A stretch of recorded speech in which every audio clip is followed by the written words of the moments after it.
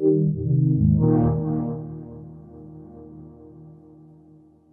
my name is George Wu. I'm Esport Marketing Manager at Intel.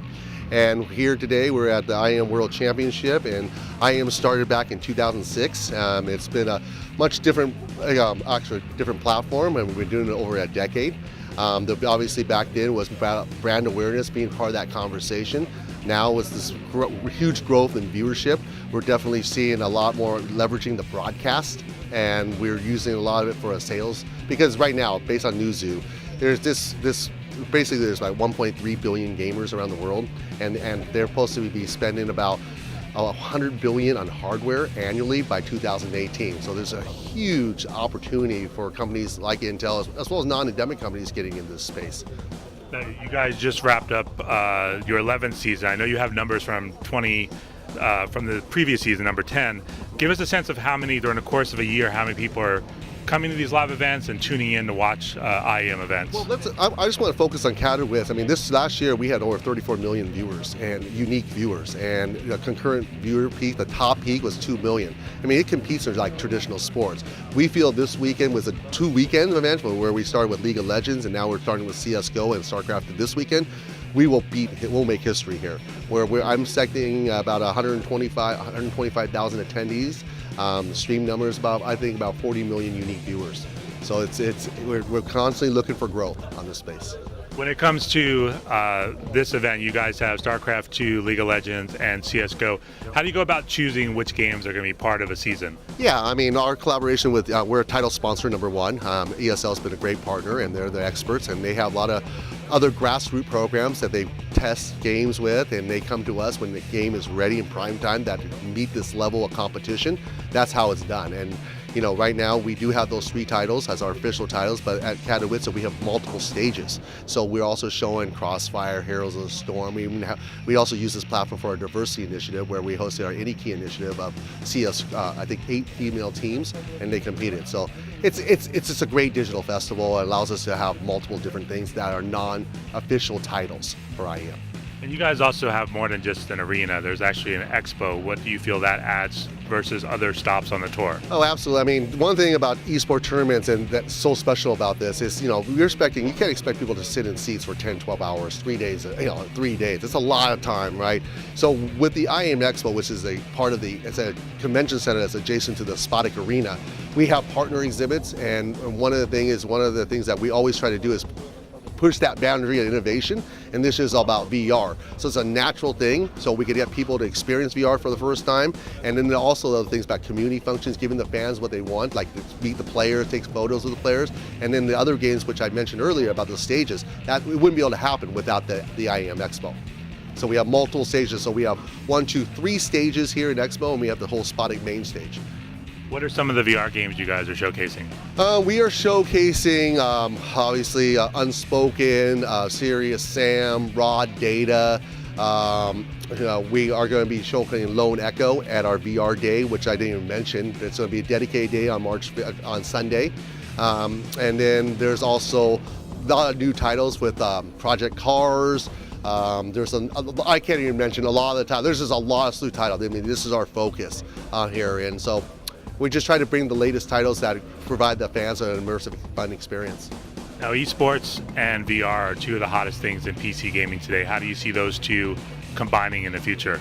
Well, we know that gaming, VR, streaming, right? You gotta have the performance, and to make those performances, and we have obviously our suite of products, leading with our 7th gen Core processors, and right now with our Intel Core i7 Extreme Edition, that's our best processor we have in the marketplace, and it gives us the headroom. And then on top of that, right now we just launched our IAM certified PC. So people who are out there in the marketplace that are looking for an esport ready PC, it's easy. It's a sticker that shows it that Intel and ESL endorses this PC, that if you buy it, it's ready for esports. When you look at the future of esports, though, what role do you see VR playing? You've got Sliver TV bringing this competition to life, but on the gaming side.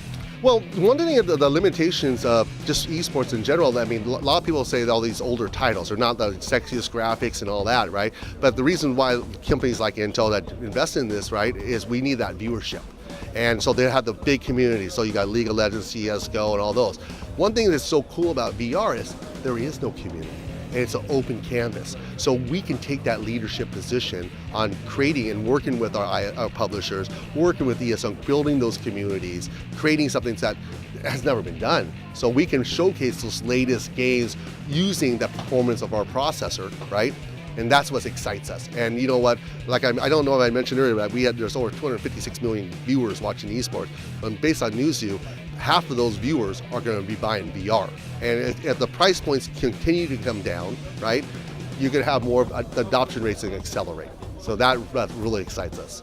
Yeah, and brand new entries into the marketplace this year for VR. Yeah, exactly. And so that's why, I mean, like I said, you know, it's a $100 billion industry. I mean, people are going to be spending annually.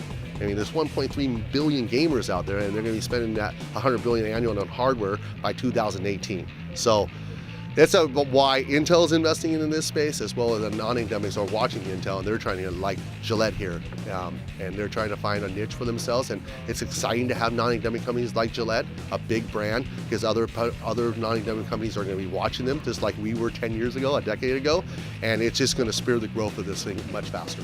And Sprite's big here too. Oh, sorry, I didn't bring out Sprite. I mean, yeah, exactly. So, more non-endemic companies, the better for this overall, from a macro view, right? And that's what we need in this space. What role specifically do you feel this event, once it came over here, I think it was 5 years ago, has played in your success, Intel's success in the esports space? Because in a lot of ways, what you tried here first with the arena, that was kind of a first up for ESL. Yeah, absolutely. I mean, this is what we showcase to the world, what esports can be, right? And this is what Intel and ESL are trying to do around the world and emulate what we created, this magical event. And it couldn't have been possible without the community of Katowice, right? They enabled us, they supported us. We were able to build this thing organically, right? We started with the arena, then the International Convention Center opened up. We grew into that. So we are continuing to look for places around the world that has a similar setup and support necessary to be successful, so we can create these magical mega events around the world, and it helps fuel the overall industry, right? Gets these people like, wow, this is why Katowice, right? You know, there's a lot of sexier little cities around but you need that support to be able to be successful. And last but not least, the fans are just fantastic. Now, the Polish fans, no matter if their Polish team loses, and against another country's team, they understand eSport, and they're gonna support that player. And that nothing more magical to happen as a player. I mean, they probably feel bad that they beat your local team. Maybe they don't, but they're still supporting. They're clapping. They're giving standing ovations. That is special, and I don't know other countries would do that, but that's why with the fans, with the arena, all these combinations, the timing, we created something that's really special here in Katowice. I mean, obviously you have a lot of Polish fans, but I'm assuming you guys get people from all over the world that come to these types of events.